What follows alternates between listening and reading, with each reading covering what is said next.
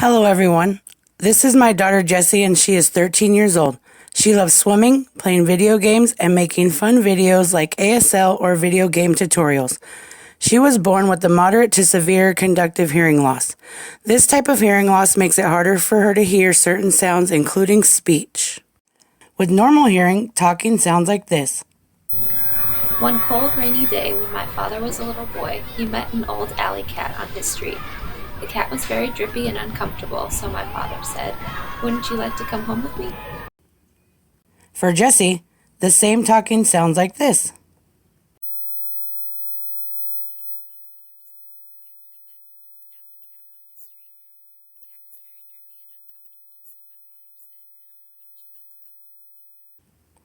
As you can tell, it's much harder for Jessie to understand speech clearly. This is especially true in noisy places like a busy restaurant or a crowded classroom. This situation can be very tiring for people with hearing loss because it takes a lot of extra energy and focus to understand what someone is saying. Luckily, Jessie wears hearing aids that enable her to hear at levels similar to what most people are used to. These are special hearing aids known as bone-anchored hearing aids, or BAHAs for short.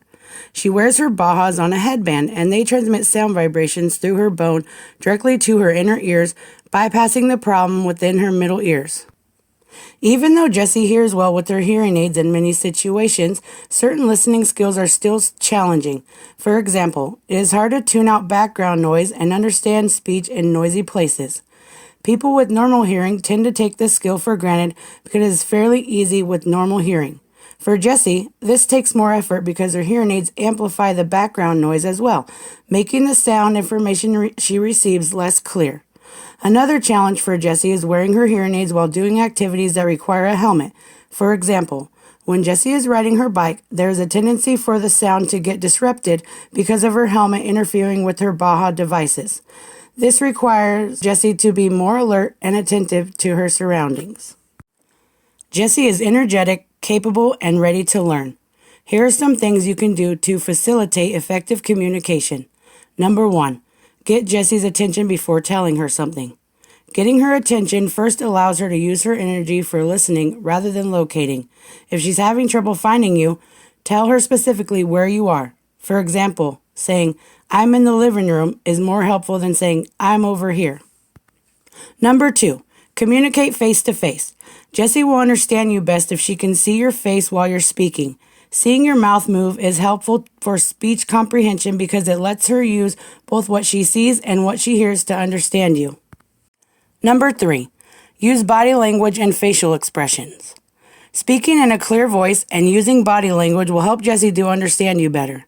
This can be as simple as pointing to things that you're talking about or giving safety signals. It is also helpful for Jessie if you can communicate with her in American Sign Language. With Jessie's hearing loss, she often misses certain sounds and words when listening to speech. By adding visual communication, it will be helpful for Jessie because she can use both what she sees and what she hears to understand you best. Number 4.